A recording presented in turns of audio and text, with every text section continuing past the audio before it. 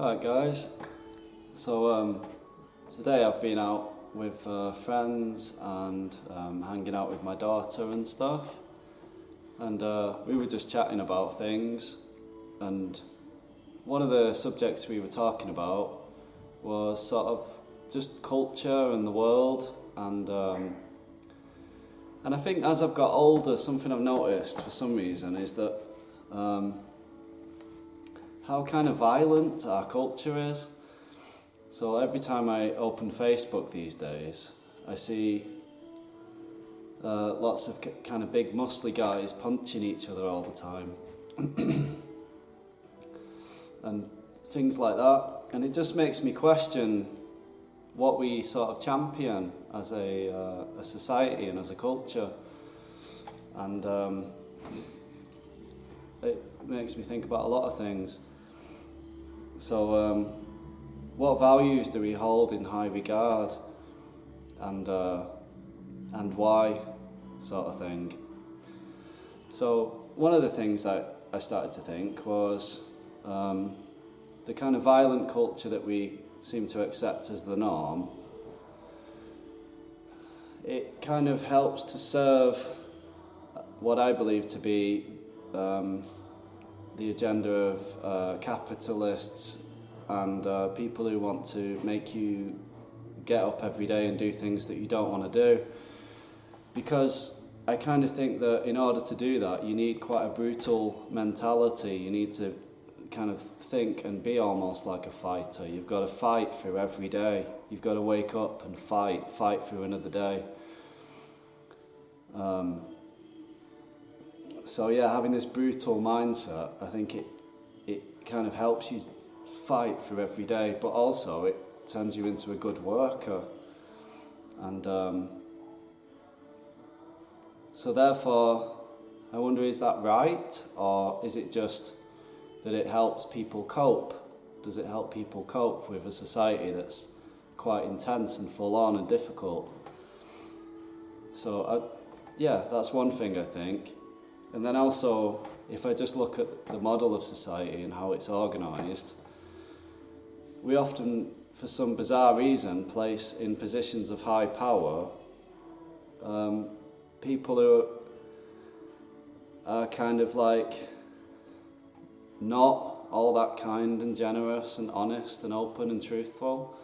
So, you know, we have like kings and queens just sat in palaces with inherited wealth, and they're surrounded by jewels, gold, opulence, in just incredible amounts of wealth that they just don't need. But as a sort of symbol and what this represents, I'm just not sure that it's a very good thing to place in high regard. And also, you know, politicians, we kind of just accept as a norm that politicians lie, that is the game of politics, that they lie to each other and convince one another.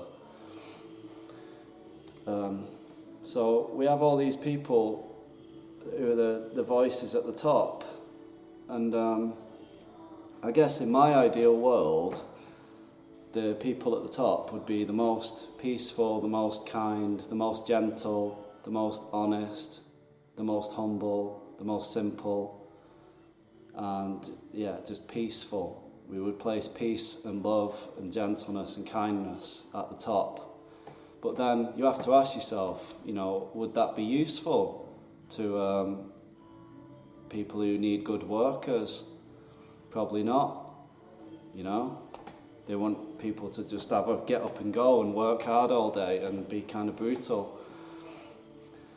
So I just wonder, you know, peace and love, you know, because I think often as well there's a norm floating around that, you know, to be like that, to think, oh, peace and love, that it's somehow impractical, that, you know, the world can't be like that, and you're living in a daydream and all this sort of stuff. But I really don't think so. I think that's how we naturally are, and the reason I think that is because I see a lot of people struggling all the time to cope with society and to cope with their lives, and I think naturally our predisposition is to be peaceful and loving and kind. So I don't know, the reason I'm expressing these things is because partly I'm aware that, I'm a temporary being, I'm not going to be alive forever, and I carry these things around with me all the time, and I think it's nice to just put it out there and say it at least once in your life. Because I think if more people said things like this, instead of just accepting it as normal, that maybe, together we could move towards a more peaceful, loving and kind world. So there you go, that's my 10 cents on the whole thing. So yeah, that's today's slight cosmic rambling. Don't know if any of that made sense. I've had quite a long day and it's the evening, but yeah, peace and love should always be our focus, I think, because for me it's the only sane focus to have, really, to be peaceful, be loving, just kind of relax, pay attention, work together as a team, and carry on, express yourself, be truthful, have a creative, open, loving heart, show people who you really are. Because then it helps everybody, because then we end up living in a sane world together. If we're all doing that, our world will become sane and we can deal with it more and enjoy it. So that's the incentive. Okay, mantra time.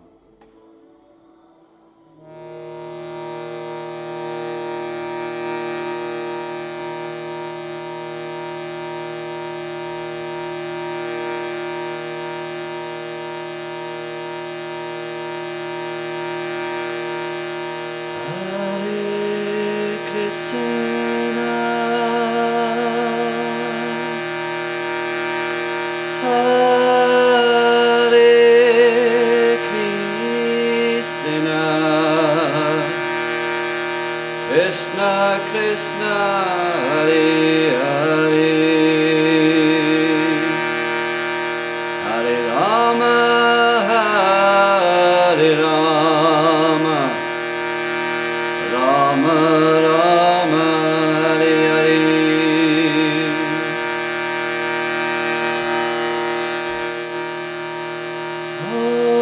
Om Namo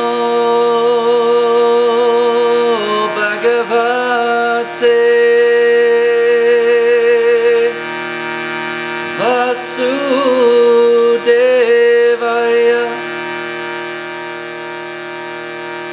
Om Namo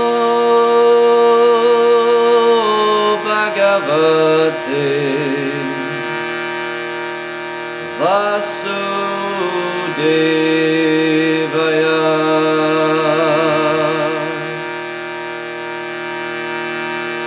Om Namo Bhagavate Vasudevaya. Om Namo Bhagavate Vasudevaya. Om Namo Bhagavate Vasudevaya. Om Namo Bhagavate Vasudevaya.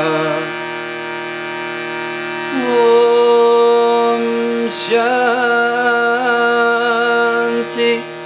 Shanti.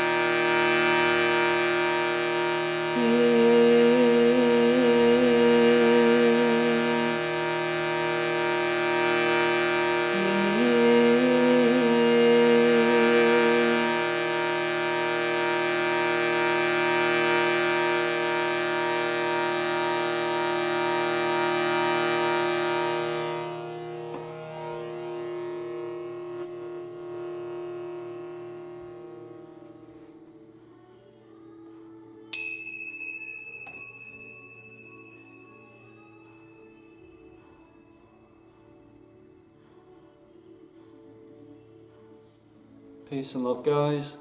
I hope that you have a nice sleep and that you have some nice dreams. It's a good thing to end your day each day with some peace in your heart and mind. So I often do that by just saying the words peace quietly or thinking the words peace. I also chant the Hare Krishna mantra, but you can just say the words Hare Krishna if you want, just those two words, Hare Krishna, peace, peace, peace. And apparently when you go to sleep, that's a bit like an 8-hour meditation. And if you end your day on peace, you know, easy thing to do, you'll spend 8 hours in that kind of vibe. So you might as well do that and then cultivate that peace. So yeah, sweet dreams. Nice one, guys.